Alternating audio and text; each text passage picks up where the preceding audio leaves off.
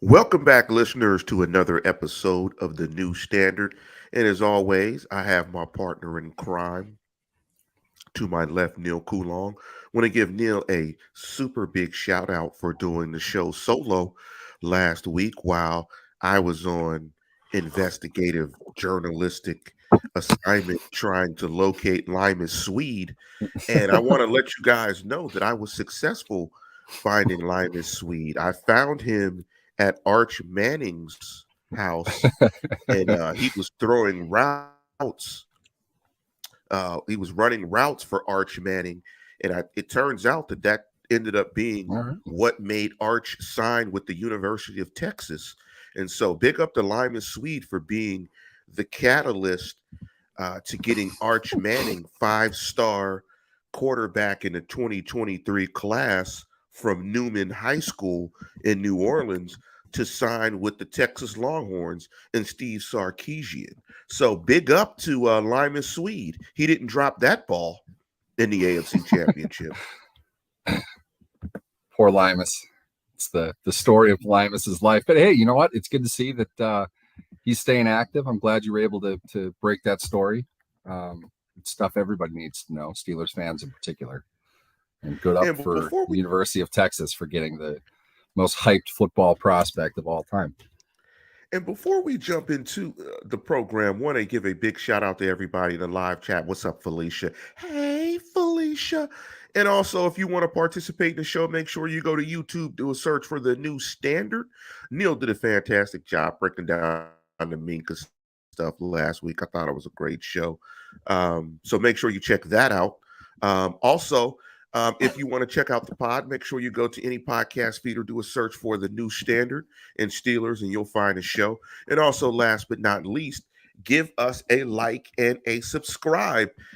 The show is titled "The Steelers Signed Larry Ogunjobi," and It was we're up going to on jump into counter the last we're going to episode. jump into all of that, and we're going to figure out.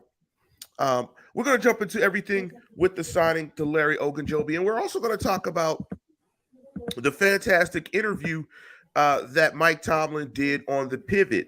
And I think you guys, if you guys have not seen the interview that Mike Tomlin did on the pivot Ryan Clark show, you are missing out. That was a fantastic show. Big up state of the Steelers as well. That was a fantastic show that he did with the pivot. It was great. But in all seriousness, I was on vacation last week in Jamaica, and Neil held it down for me. But I did talk to Limas and Arch, and they do give a shout out to everybody on the show. But before we jump into everything Larry Ogunjobi, one other small bit of news was Kenny Pickett signed his rookie deal. No big deal there. All of the first round picks are signed. That was expected to happen. It's just putting ink to paper. So Kenny Pickett is signed. So no big deal there.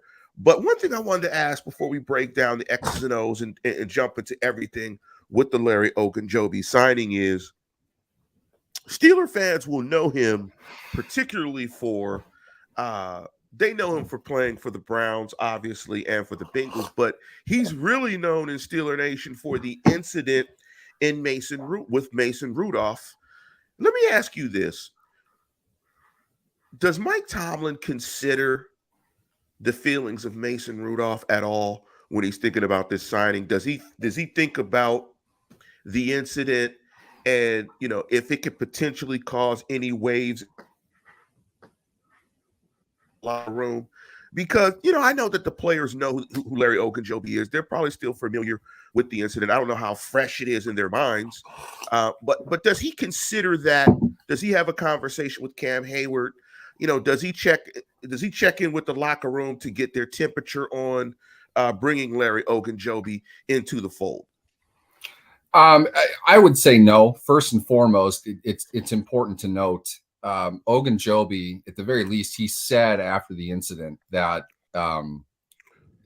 he was more or less in the wrong. He reacted badly to the situation, and that he apologized to Rudolph after it happened. I'm not sure it was something that necessarily mandated an apology, but considering Ogunjobi at that point was entering free agency, I think it was smart of him to recognize that you don't want to necessarily die on every single hill. In the heat of the moment, you kind of see where it comes from. In fact, I have said this before. I've gone on the record as saying everything up until the point Garrett hits him over the head with his own helmet was just that's part of football. In my opinion, offsetting penalties. It shouldn't happen. It's a chippy game between two rivals. It didn't end well for the Steelers. Rudolph didn't have a great game. He was obviously frustrated because he was getting planted by Garrett on every snap. And you could see why tensions, boiled over. I didn't think it was that big of a deal. I think Garrett is completely out of line to hit him with his helmet. I mean, come on, relax. It's not that big of a deal. Ogunjobi shoving him after it. It's kind of bush league, but it's something that I made. I took exception to at the time. I called him a punk for doing it because it's kind of a punk move. He apologized. He recognized it, and they moved on. He signed elsewhere. He played really well in Cincinnati last season. I don't think Tomlin would have any reason to go speak to anybody about it. This situation obviously is not directly comparable, but the one that you might take issue with would be Garrett, and that would be in an instance where Rudolph was your entrenched starter. Then you might want to look into that. Clearly, that's not what's happening here. I don't think Ogunjobi signing has anything at all to do with Mason Rudolph, one way or another. Mostly because I don't think there's really any way, barring injury, that Rudolph is on the team this season. So it's not like one is replacing the other. No, for real though. I mean, Rudolph's situation is better for him with another team. And if another team wants to pick up his contract, he'd be really happy about that at this point. He's not going anywhere with the Steelers. He's only got 1 year left. He'd love an opportunity to compete for a backup spot that he's just not going to have in Pittsburgh. So that said, I don't think Tomlin would go to the veterans. He will say that did not happen in any instance, but there are situations in which they will discuss the matter with veteran players. You kind of have to, especially when one of them is the level of Cam Hayward, a phenomenal player, in my opinion, a Hall of Fame player, who is the undisputed captain of the team, the leader of the team. You might want his weigh in on that. When Ben was there, you might want Ben's weigh in on that for certain situations. Not all of them. This definitely doesn't meet the threshold for that, though. Are they, as Felicia is kind of suggesting, are they torturing Rudolph with this? Maybe. I don't know. It's coincidental. Obviously, they're not looking to. It's not anything that they actually would concern themselves with. But people like me will enjoy it. I appreciate the opportunity to create snarky content. I'm a fan of that. Top to bottom, though, Ogunjobi, the role that he's being asked to play. Let me read Felicia's comment. She says the Steelers are subliminally sending Mason signals to Mason that the time in Pittsburgh is almost up.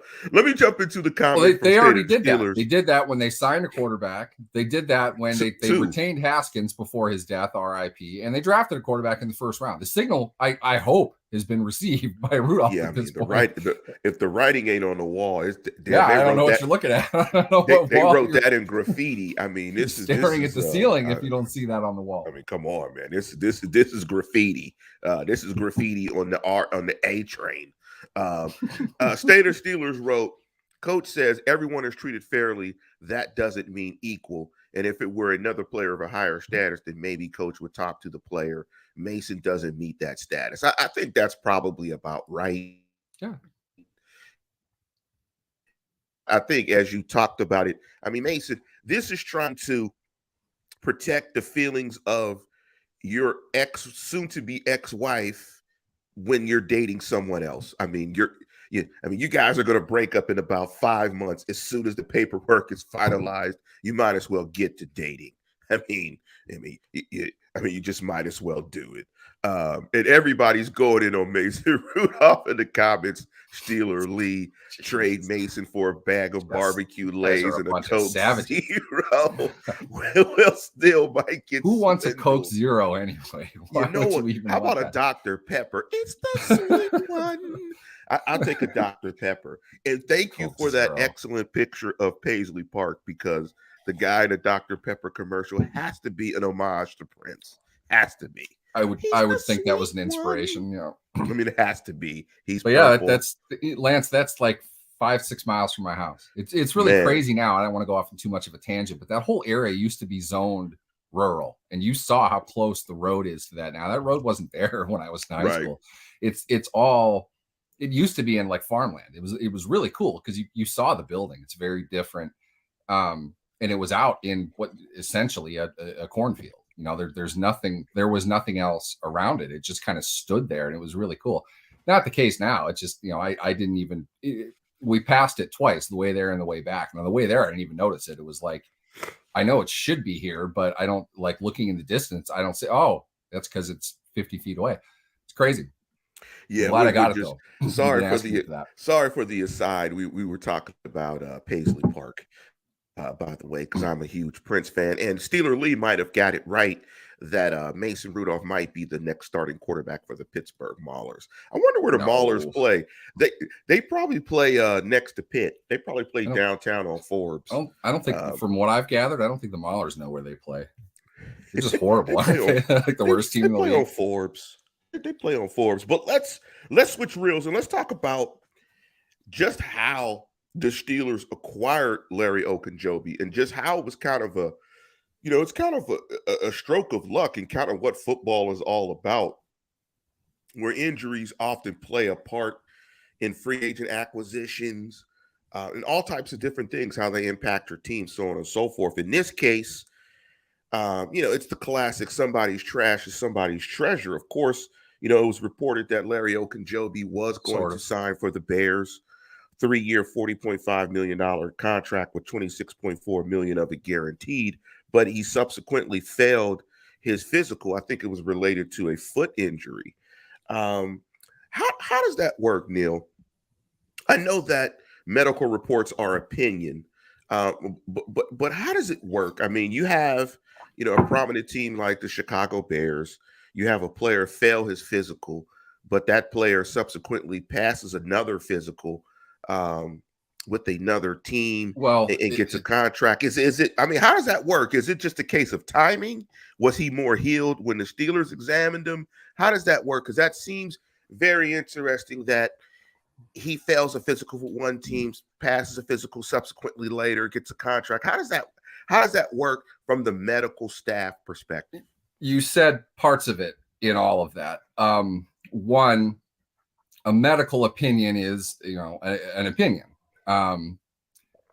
The veracity of that opinion doesn't necessarily change from one to the other, but it is used as a statement of liability for the asset that you're acquiring. So in this case, Ogunjobi agrees to terms with the Bears on a $40 million contract over 3 years with a good chunk of it guaranteed. I thought maybe that was a little bit north of the market that he should get, but he's that level of player. He's up there. He's not far at all. He then has to take the physical, and the contract itself is dependent upon passing that physical, but the physical is not something of pure objectivity. It is how the team is going to respond to the results of that physical.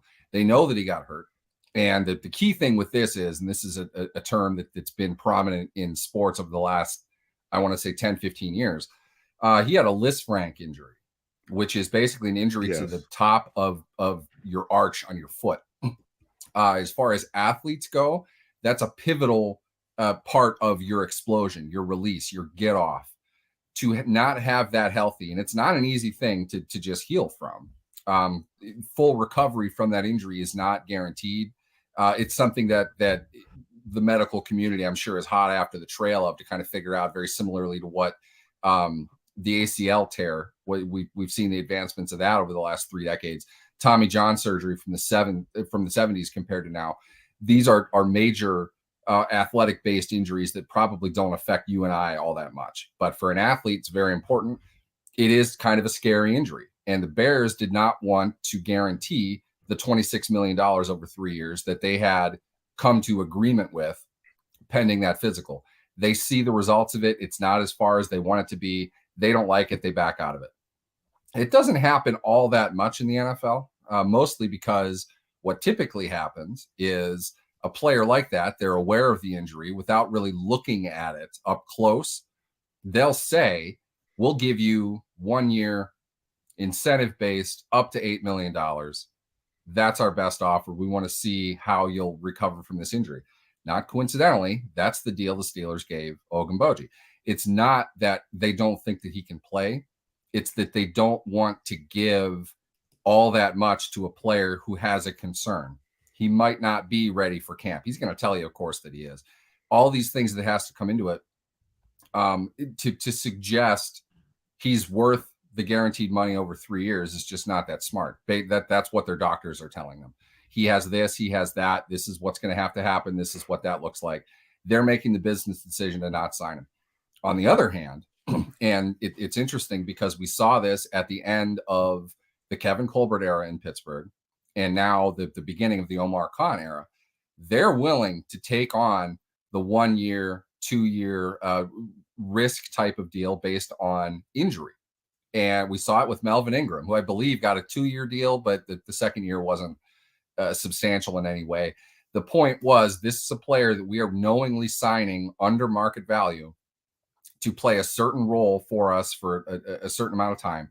And with that, we expect to get this amount out of him. That's why we're not paying him as much.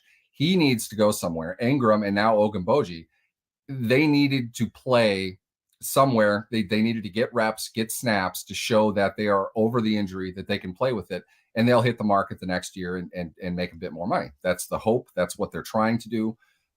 We'll see whether or not that's going to be the case, but the up to $8 million with incentives in his contract kind of suggests they feel like he definitely has the opportunity to get over the injury and be able to play at a pretty good level, which is where he's been in his career. And with that, the Steelers are going to get a lot better as a team.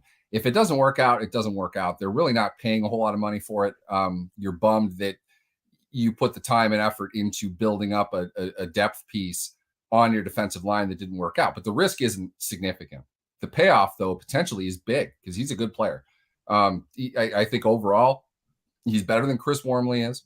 I think the progression of Isaiah Loudermilk, the selection of DeMarvin Leal, it shows they're trying to build as much versatility along their defensive line that they can. And the amount of different packages and pairings that they can put together with the guys that they have, it's enticing. I'm very excited to see what they're going to do with their defensive line this year and how that's going to impact the rest of the front seven. And I think Ogunjobi is a great signing.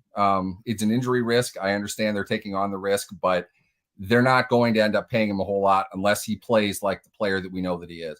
And he probably leaves after a year. And if he does, the Steelers get a comp pick back. And I think anyway, maybe not. He might actually not be eligible for that. Never mind. But it's a solid move. I'm excited for it. I think he's a good player.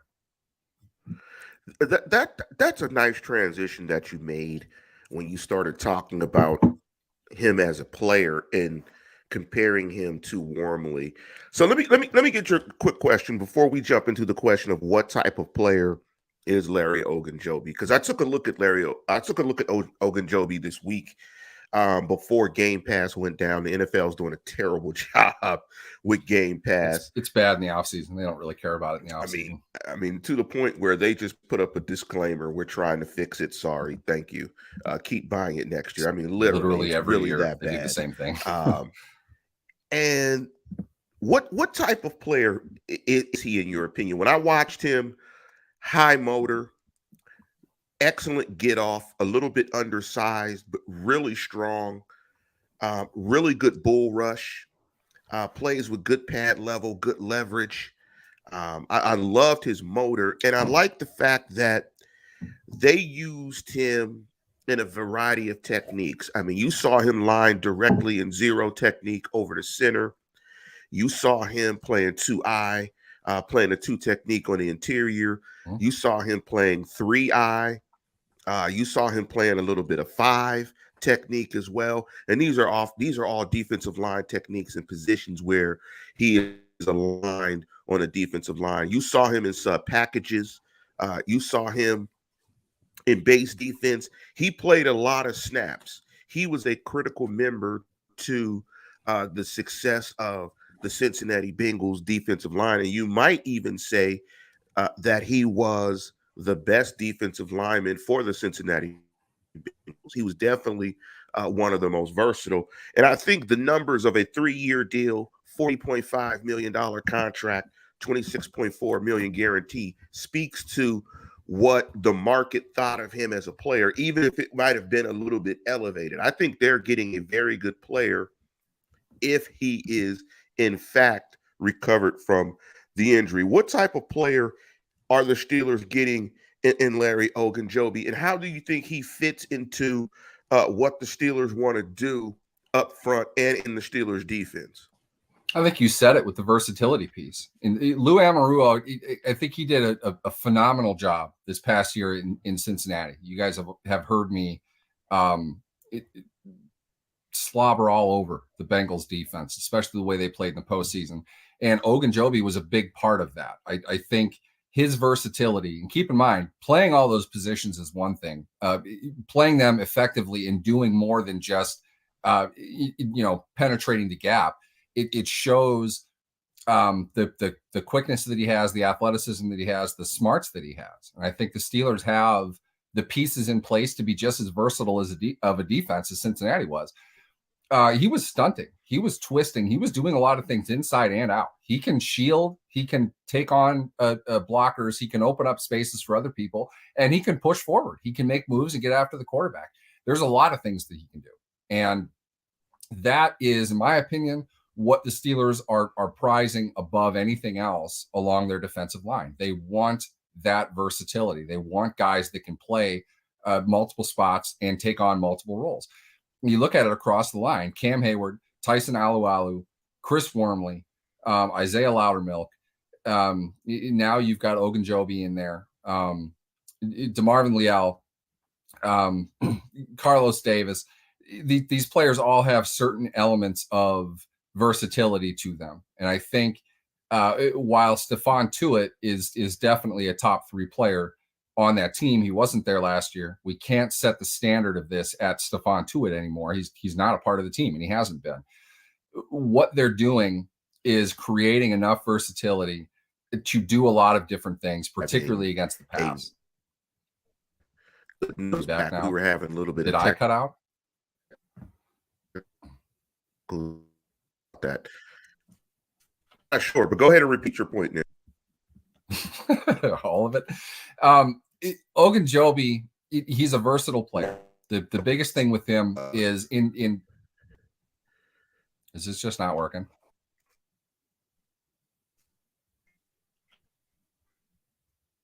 How about now?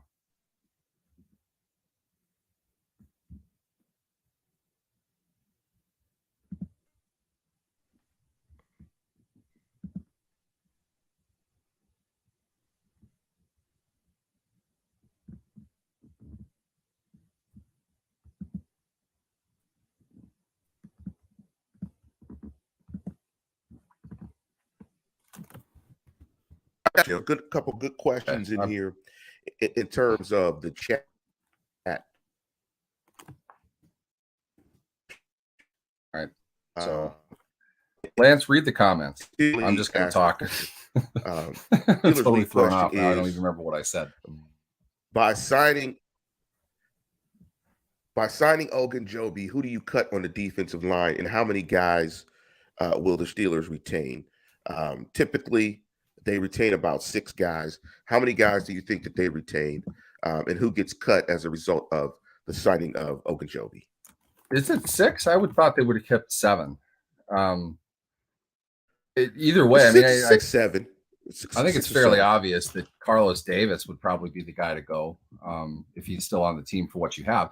I'm keeping Cam Hayward, Tyson Alualu, Chris Wormley, Larry Ogunjobi, Isaiah Loudermilk, and I hate it when I do this. You always forget one, or I do anyway. And Montravius Adams.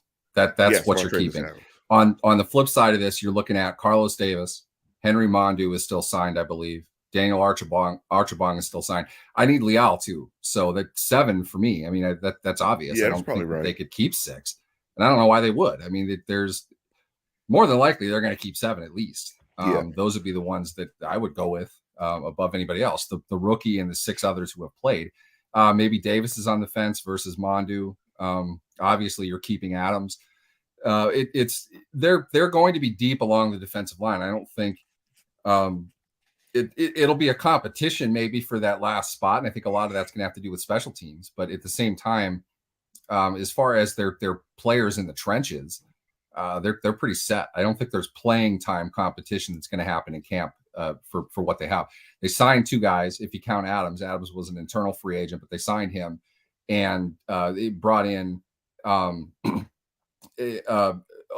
along with drafting Leal in the 3rd round. I mean, that's those guys aren't going anywhere, and I hope to God they're not looking to cut Cam Hayward. I don't think Chris Wormley, even in the last year of his contract, is a risk for anything. That's kind of your defensive line, and I think it's good. I like what they have with that. I expect this defense to look very different than it has. I expect it to be they're going to go deep. They're going to play a lot of guys in a lot of different situations. There are a couple who are going to be cornerstone, big snap guys, but there are a lot of players that are going to get a lot of time, and I think you're going to see that along the defensive line. When I saw the signing of Ogunjobi, the one thing I thought was it'll give you 2 things. You're going to get a quality player if he's healthy, and all of this is assuming he's healthy.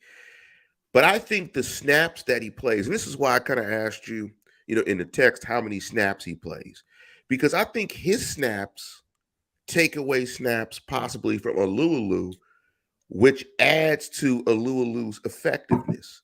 At Alualu's age, if you can reduce Alualu's snap count with another quality player, I think you preserve his effectiveness. So I think Ogunjobi is going to give you quality play, and he'll help preserve Tyson Alualu and let him preserve himself at his advanced age, and you get more out of Tyson Alualu, because I think that's a big issue. Because I think with the signing, one of the big questions is the run defense fixed now that you add Ogunjobi? And I think, it's hard to say, we'll see, but I think adding Ogunjobi, because if you, like you said, you listen to defensive linemen, you look at the top 4, you're talking Hayward, Alualu, Ogunjobi, which is an excellent top 3 defensive lineman, particularly if Ogunjobi is really back. And then you add any of the other guys, that's a solid top 4 defensive lineman. So I think the signing of Ogunjobi helps them in 2 ways. He's quality. I think it also helps preserve Tyson Alualu. Now, in terms of base and the sub packages, from a snap count perspective, how many snaps you think he plays? And do you think he plays in all the packages? And in terms of reducing Alualu snaps, how much do you think it reduces Tyson Alualu snaps? This is the tough thing with this, and I don't want to paint with too broad of a brush, but there's a chain reaction that always occurs along your defensive line. And a lot of it is, what do you want to do and how much value does somebody have if they're not playing? I would say this, and I can speak on both sides of this. Somebody mentioned the possibility of cutting Alualu. I would contend the Steelers' defense, their run defense went to shit when Alualu got hurt, and then Cam Hayward burned out being Superman on the defensive line all season. When that happened, the run defense fell apart to historical levels. And it wasn't until Montravius Adams was caught up to speed and put back on the field that their run defense got a little bit better. Too little, too late for them. But here's the key thing. The absence of Alualu and the absence of Montravius Adams were much bigger contributors to their problem with the run defense than the absence of Larry Ogunjobi was. So to be honest, I think they have the internal pieces in place to take care of the run defensive problem. Along with that, though, this is really about it's still a passing league. You still have to be able to get to the quarterback. You have to be able to defend the pass. Some might argue the best way to do that is to get pressure on the quarterback. And I think Ogunjobi, while I'm not saying that he's a terrible run defender, He is a good gap penetrator. He is good at getting upfield from the inside, the internal defensive line, and pushing the quarterback back. That's really a skill and a talent that he has. He twists well. He stunts well, which means he can go from one gap to another quickly and efficiently. He uses his hands very, very well. It might be his best strength.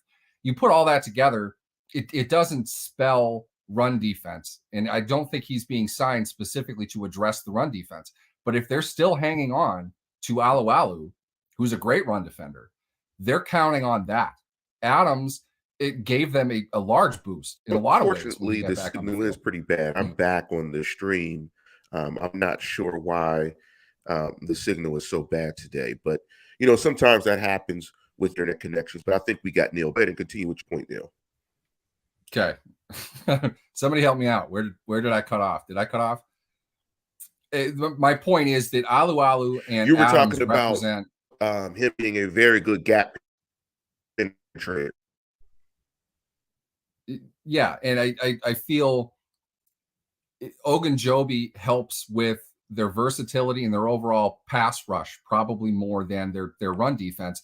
But I think the run defense gets figured out by the presence of Alu and Adams, two players that they didn't have for most of last season. So I apologize if I'm speaking over everybody else for the sake of Lance and his internet connection, but give me a hell yeah if you agree with me. It's a smart move. Overall, the value of it makes far more. They're able to make hay with what they have. And I think that the key thing to remember here is Ogunjobi he's not being brought in to defend the run. Alu's return is. Are they going to cut Alu? I'll be honest with you. His age, his injury history, it really does kind of suggest that maybe it's a move that they might want to consider. I said that at the beginning of the offseason. I'm not so sure I want that now, but I could see why they might think about that. Adams is making roughly the same, maybe a little bit more. Adams is a much younger player, and I think Adams did a great job. I'd love to see what Adams can be after a year at camp, which he didn't have last year. In that regard, I could see why Alu might be considered on the cut list as well. I'm not going to make that prediction now. I like the idea that they can do battle with the two of them, and maybe Ogunjobi coming in is somebody that they see as being able to spell inside as well. If that's what they would want to do, that frees up some money. They might not need Alu. Alu might not be healthy. We don't know. We'll find out in camp. But my overall point here is I don't think Ogunjobi, his body of work suggests he is a high-level run defender. I think he's a pass rusher. I think he fits in a lot of what they're trying to do with their internal pass rush, which is something Cam Hayward has done at a very high level for a while. Ogunjobi can fit into that mold. He's not going to be a Stephon Tuitt. Nobody's asking him to be a Stephon Tuitt, but he can be a very effective player, just not somebody brought in specifically to handle the run. I think they made those moves. I love when you put Watt, Hayward, and Ogunjobi on the field at the same time. You have three players that have 7+ sacks, right? You have a guy that has, what did Watt have last year? 21 sacks, something like that. 21, 22 sacks. 22 and a half. He tied the record.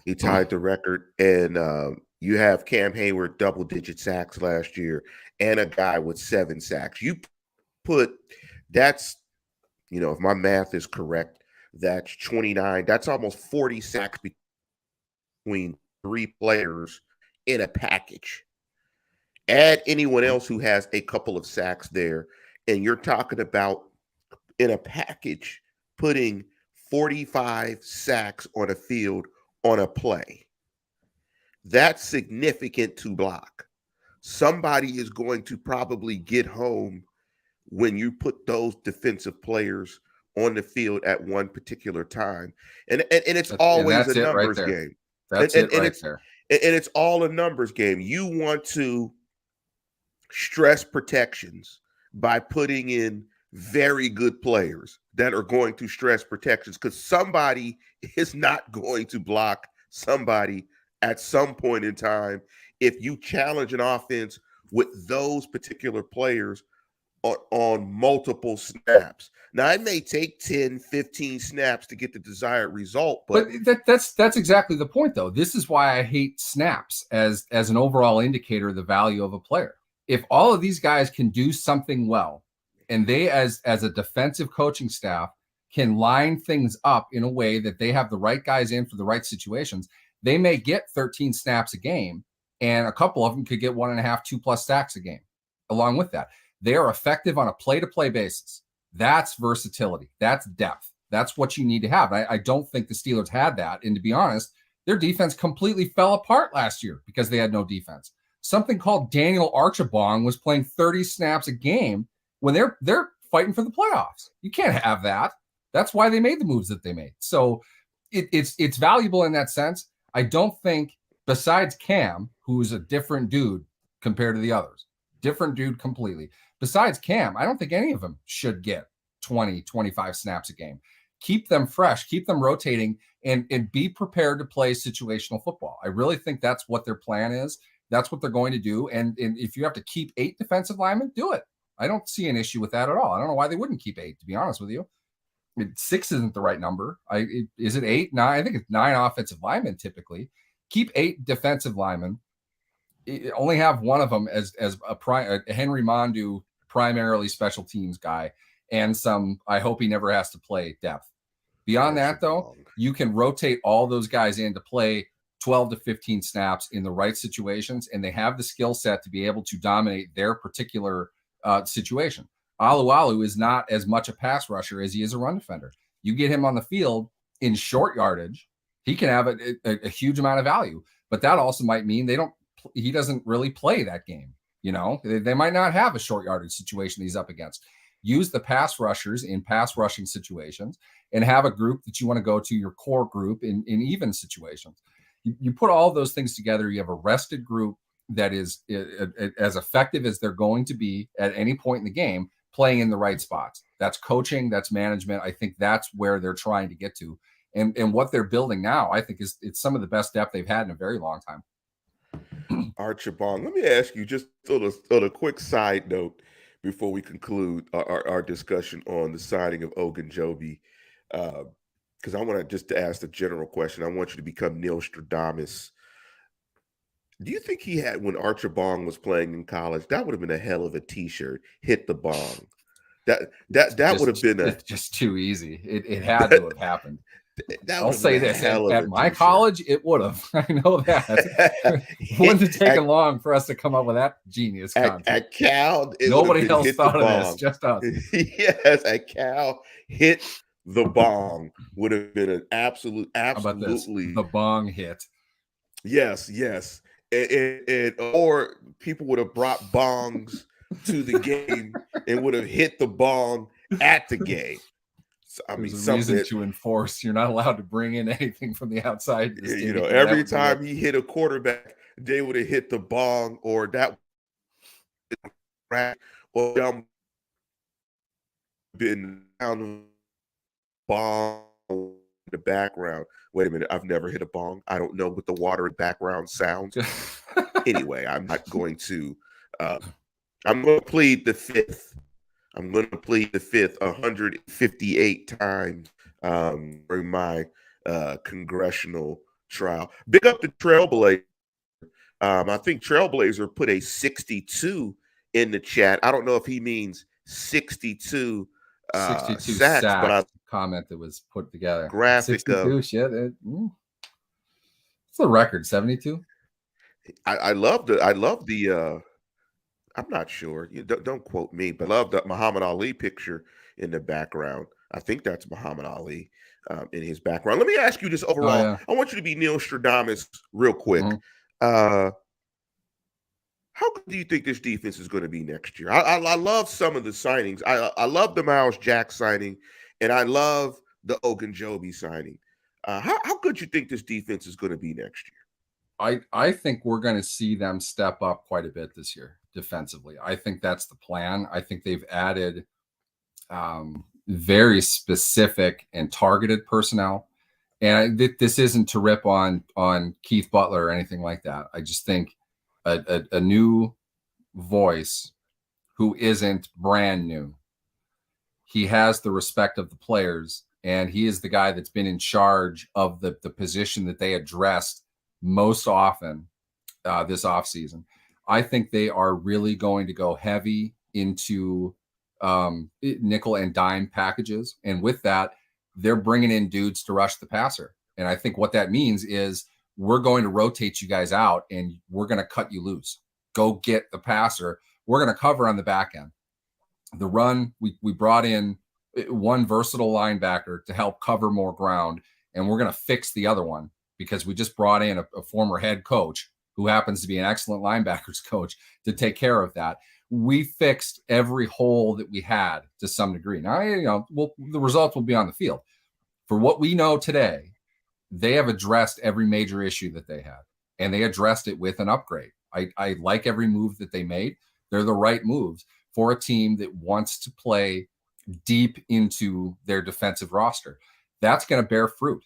Let's keep in mind, Alualu doesn't get hurt in 2020. They have a historic level of run defense at that point. They were allowing like 16 feet a game at one point before Alualu got hurt. The components of that are not the same, obviously, but you're coming back to that level. Last year, defensively, they had outstanding showings early on in the season. Things went wrong. They had no depth on their defensive line. It was a weakness. It was a hole that got exposed mid-season when their offense, which was held together by chewing gum and baling wire, fell apart. Surprise, surprise. Their defense couldn't maintain it. They couldn't hold it up. They've addressed all of those issues. And I think this is a team that really wants to play high-end defense in a league that, there aren't many people that are able to play high-end defense from a statistical perspective. I don't know how successful they will be with that. But I feel like they put all the pieces in place to be able to do it. And I like the moves that they made. They went deep at corner to sign two veteran cornerbacks, I guess, retain two of them, and to sign a third free agent, not drafting one, but bringing in veterans. These are dudes they want to play. Mollett, Witherspoon, and Wallace. The three of them, nobody's putting them in the Hall of Fame or anything like that. But the depth that creates, along with Sutton, they can go deep into their cornerback positioning with the idea in mind that they can run some crazy exotic packages. If they're putting pass rushers in front of that, they expect to get thrown on a lot because that's the NFL today. And they expect to be able to get the ball from the quarterback, whether he's throwing it or whether it's going to the receiver. They're going to create turnovers. They're going to get sacks. And that's how you play defense today. And I think they've positioned themselves well to do that. It's interesting when I look at the Steelers stats. I think this Steeler defense is going to be better because of some of the additions from detraction. I mean, you take Joe Schobert off the field, you're going to be better instantly. I think Devin Bush coming back a year removed from the injury, I think they get better. I'm looking at their stats. They had last year, they had 55 sacks, but they only had sacks from, if I'm counting it correctly and I'm doing it fast, from 10 guys. And of course, that's a good number. 22 and a half of those. Yeah, the bulk of it obviously is coming from Watt. I think, that's what they pay him to do. I still think, they can get production in sacks from even more people. I think you'll get sacks from Jack as well. I think you'll get some sacks from some of the other defensive linemen as well. I mean, we might not, the Steelers might lose the 2 sacks from NDSU's own Derek Tuska, but I think those 2 sacks will be easily replaceable. But I like the versatility. There are no buys and sacks that are easily replaceable. That doesn't just happen. All right. I had to get 8 out of 9, and then we'll talk. I had to kick you in the ribs a little bit. No, I think the fact that Tuska's still in the league, I think, is fantastic. And you know what? He did okay. He was not bad last year. You couldn't. Let me ask you this one question before we jump into the thoughts of Mike Tomlin's interview on the pivot, because I want to speak to one couple of points in that interview before we jump into it. And I want to jump into a question from Reginald Rivers. Are the Steelers done signing players? And I like them to sign a running back. When I look at their roster, they need an RB2. They need an RB2 immediately because I don't think they have a quality RB2, meaning running back two, on the roster. And I think they've got to do a deal for Chris Boswell. They've got to get Boswell signed. What do you think? Do you think the Steelers are done signing players? And I love that Omar Khan has started off his tenure as the GM with the Steelers with an incredible signing of Larry Ogunjobi and the extension of Minka Fitzpatrick. And make sure you guys check out that show that Neil did with Minka Fitzpatrick last week. Fantastic show. Are the Steelers done signing players? What's your thoughts? RB2. They've got an RB Benny Snell. How do we not want more of that? What about Kalen Balaj? Is he still there? Should we get into him again? He's the greatest. There are. Can I have a Balaj with the side of her fries? Oh my God, the fights I got into about Kalen Balaj. There are a lot of very good running backs on the market right now. None of them need to sign today. And that's going to be true for the next month, probably. Look at this from the player's perspective. Many of them would love to be, especially the veterans, they'd love to be given guaranteed money after training camp, so they don't have to go to training camp. You might argue a player like David Johnson, he's been around for a while. Does he need to go to training camp? He might not want to. So if there is a market for his services, it might be a point where he doesn't want to sign right away. That offer isn't going to go away. If you need a running back, you need a running back. They know what they're getting. They know what they have in front of them. It's not going to be this guy we've literally never heard of before, who we brought in off the street to run plays for us, is so good we need to put him on the 53-man roster. That doesn't happen at the running back position. They know who's out there. There's a lot of talent in the veteran market of running backs that's not going to cost very much. But that market is going to fluctuate. And what's the key thing to all of that, Lance? Injuries. You don't know who's going to get hurt. So everybody kind of just waits. The running back thing doesn't need to be solved if they legitimately feel they don't have their second guy. Now, if there is one area of roster management that I have a tough time understanding what Mike Tomlin is doing, I don't agree with it all, but I often understand what he's trying to do. I've never really understood what he tries to do with the running backs. Okay. He loves Benny Snell. Am I wrong? Is Benny Snell still on the team? Usage. I think he is, right? Because I'm not a fan of Benny Snell. I don't. He is. If he's your second running back, what they're really saying is we are going to run Najee Harris, and Najee Harris will never get injured or tired. And if he does, we don't care. We're going to try to keep running him. And if somebody else has to step in, fine. I don't know if that's the best idea, but at the same time, let's look at what the alternative is. Do we want to freak out over the backup running back who by definition is not going to play unless things are bad anyway? Is there going to be somebody that you could sign to fill in for Najee Harris? I don't think there is. We're Steeler fans. So we're Steeler fans. We're going to freak out. We're fans. We're fans. We are not financially invested in this. That's really what it comes down to. Does Art Rooney want to spend $2 million on a veteran running back who by definition is not going to play? It's hard to say. How about we create a bad rumor and just say Le'Veon Bell is coming back? Well, we always do that. I mean, that's a standard. It's funny. I saw a clip of Ogunjobi making a play on Le'Veon Bell, and I was like, "Oh my God, that's right! I forgot he played in the league last year." Wow, times have changed. Overall, there are veteran running backs that are available. There are going to be guys who get cut. There are going to be trade opportunities that come up. You remember Felix Jones? He wasn't supposed to play at all. That was a trade for a nobody player that they didn't want, and they ended up getting a running back who, regardless of how terrible that team was, they gave him snaps. Running backs are not hard to find. We don't need to have one now, is my point. Worst case scenario, they've got, as Reginald Rivers here says, they've got Benny on special teams and backup duty. And to be honest with you, that might be what they want. I'm not against that, and I don't think Benny Snell is a very good running back. They don't want him to play running back. The idea is Najee is their running back, and Tomlin just, he doesn't live in his fears, and that's kind of what he means by that. Goes straight forward. This is the guy we're going to use. He doesn't need a break. He's 25 years old. He's in excellent shape. He's paid to do exactly this. We're going to get him to do this. for me, I don't know how great of a strategy that is. My point, Trailblazer, is that they have a running back too. For what they're going to define as a second running back, they have it. You might not agree with it. I'm not sure how great I feel about it, but Benny Snell is for them, he's a very positive special teams contributor. They might value that more out of their backup running back than anything else. It's not my choice necessarily, but I see why they would do it. Speaking of Benny Snell, I think if you've listened to the interview on the pivot that Mike Tomlin had with Ryan Clark, Fred Taylor, I think it's Channing Crowder, it kind of speaks to Tomlin's thought process when he evaluates players. He says something very interesting.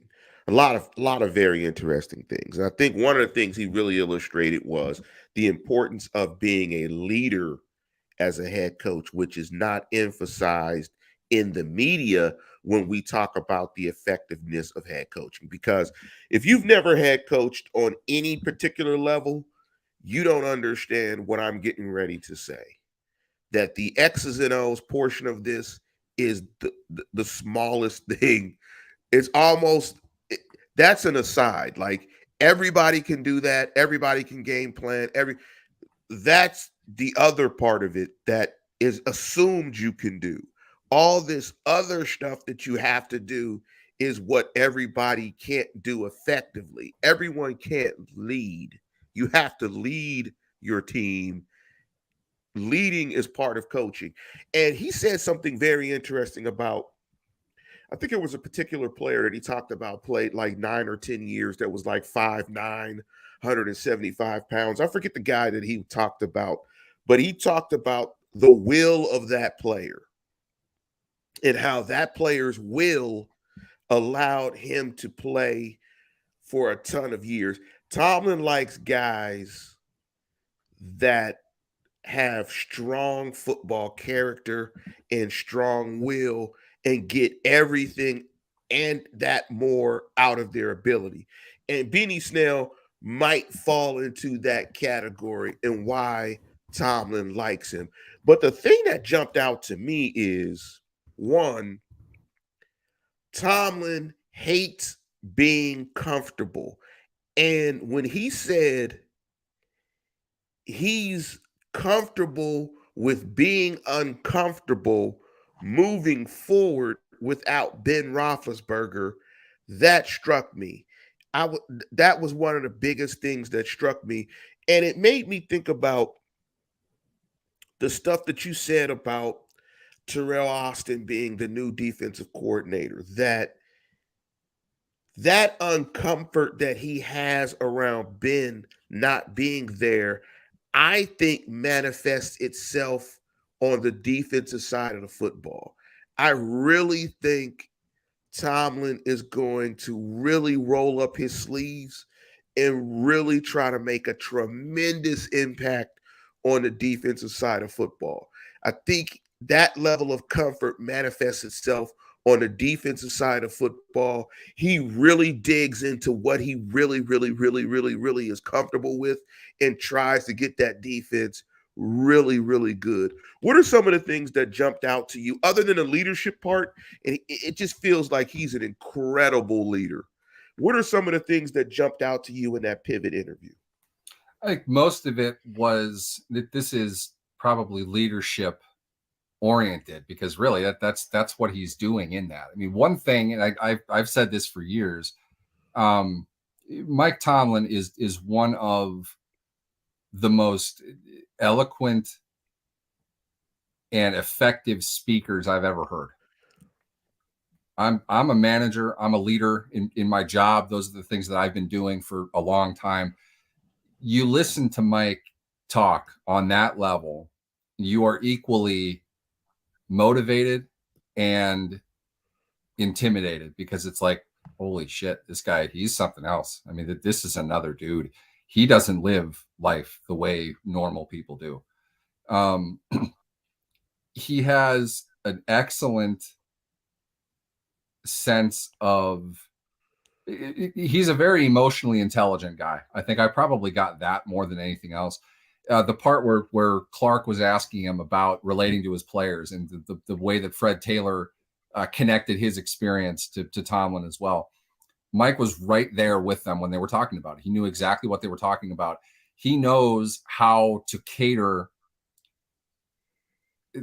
There's a difference between your general 10,000 foot level message and philosophy and applying that to each individual who is being asked to contribute to it. Ryan Clark gave the personal story about working with Coach Tomlin and the things that Mike would do, not necessarily to motivate him, but to get his attention. And Clark is the one telling that story. And you saw Mike the whole time. Mike rattled it off like it was yesterday. Ryan Clark hasn't played in that team in close to 10 years. You get a sense from Tomlin that he understands all of his players. He knows how to craft each individual message. Somebody made the comment earlier, which is Tomlin has always said this. He doesn't treat everybody equally. He treats everybody fairly. We always take that to mean kind of the Lawrence Taylor mentality. Lawrence Taylor can do whatever he wants because he's Lawrence Taylor. The scrub guy can't do that. It's not what Tomlin really means by that is different people need different things. It's not about who can get away with what. It's about how you have to bring them along. I know this from experience. There are some people you have to work a lot more with than others. There are some people that are so good at what they do, you don't need to get after them about things, but you do need to motivate them. You do need to show them that you're there. You do need to show them that you support them. There are some people who are really good and hate to be bothered. You leave those people alone. You make sure that they know that you are there to support them, but they don't require as much individual attention. In fact, they get pissed off if you do. Mike seems to have that sense with everybody that he interacts with. And he's just incredibly present. He's where his feet are, as they would say. And that message resonates with his players to exactly what we heard within that podcast, which, to be honest, that might be the best podcast I've ever listened to. I'll listen to that like 20 more times. It's timeless. It'll never get old. It goes to show, to your point as well, Lance, while we could get into a discussion of the value of X's and O's and what that really means. The idea here is the leadership aspect of an NFL head coach, which is no different than a high-ranking SEO at a big company, at a billion-dollar company. It's the same level. Tomlin gets that highest level. He understands all of that. And the best part of him is he loves being at the ground level. The dude could probably be a U.S. senator, a successful one. He doesn't want to. He wants to go out dressed in all black, probably up at 4:30 in the morning, out on the football field, talking ball, as he would say. He wants to coach. He wants to instruct. That's where his passion is. He has such a natural grasp of that 10,000 foot level, but he can translate that down to the people who are doing it on the ground level. It's an amazing skill. People don't do that naturally. He is really, really good at it. His success comes from that. And I would say more than anything, we should agree that we can't look purely at wins and losses to the ability of a coach. We should also agree at the NFL level, to be a head coach, you do need to factor that in. Okay. That has to be a part of it. Tomlin has a lot of wins. Tomlin has a lot of success. It's not the success that we want every year. And to be honest, I don't think it's going to be the success that we want this year either. But in the long run, if you want to build something successful and you want to add to that success and try to build something that will be successful, Mike Tomlin is the guy that you want. Okay. Yeah. I forget if it was Crowder or Clark that mentioned it. I think it was Crowder. Crowder was joking. This might've been the best line of the whole video. Lance, I think you said this as well. He was bemoaning the fact that he had to play for Cam Cameron. What did Cam Cameron do as a head coach? And the way that Taylor had described it earlier in the podcast, some of these guys go out there and it's pure X's and O's. They're just yelling and doing this and that and the other thing. That's not coaching. Okay. So there's a difference between even what they're doing. And there are so many different ways to credit someone with an unsuccessful label in the NFL. And the only thing we ever look at to say successful is championships. I don't think that's right. Yes, there are a lot of ways to fail in the NFL. We've seen that. There are great coaches that fail in the NFL. Yeah. There are great coaches that don't succeed in the NFL. There's more than that, but there's more than anything. Talk to any player in the league. They would all love to play for Mike Tomlin.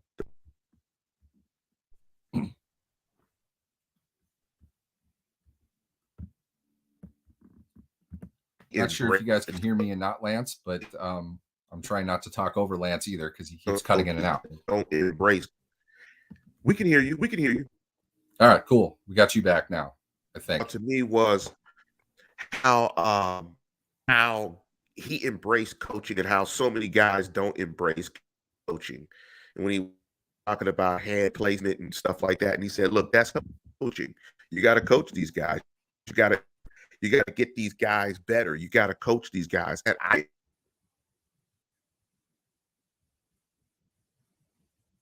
coaching guys, I thought that was phenomenal because a lot of fans, we're tough on players than coaches a lot of times, and it requires coaching. You have to coach guys and get guys better. To say get out of here was how he talks about how he only tells them what he wanted you to know, and he uses cliches, a whole bunch of words to say exactly what he wants to say or not want to say. And I was like, yeah, he's an expert. So much of that is because designed. He says a lot of nothing. Yes, it's all designed. Like that's what came across. That's like, what I mean when I say he's designed. Present. He's so intentional in everything that he does. Those cliches, those quips and everything, it's entertaining as hell. Don't get me wrong. I'm a writer. Right. Okay. I drool when I get quotes like that because it makes my job incredibly easy. Mike knows that. He's in my head. He knows what I'm going to run. He knows what I'm going to talk about. All he needs to do is say it. So he is steering the narrative of his team when he does stuff like that. It is absolutely intentional. I promise you it is intentional. He waits for the moment that he can talk about this player, that situation, whatever it is. And he has exactly what he wants to say about it queued up that's going to make me as a writer write about it. People don't understand the level of genius that it takes to be able to do that, to prepare yourself for that. He's in all of our heads. He knows what we're going to do. Yeah, he's brilliant. When you come away from that interview, this guy is brilliant. He is absolutely better class chess player. This is Gary Kasparov versus Deep Blue. And this guy is beating Deep Blue every single time. I know you guys liked how I pulled that from the top of my cerebellum. Gary Kasparov versus Deep Blue. Anyway, but let's get out. Let's get out of here. Fantastic show. Sorry for the technical difficulty. Great having Pacific State. I want to thank everybody chiming into the show. Please, if you're a new program, please hit us with a subscribe. If you're listening to it live, on the chat, please give us a link so the algorithms are changing, whatever the algorithms are. But anyway, let's get out of here. And as all, thank you, Steelers Freak. We got some live content as Steelers Freak was ripping me for the last 2 weeks for reruns. But anyway, we are back better than ever. And as always, tune in, tell a friend, and subscribe.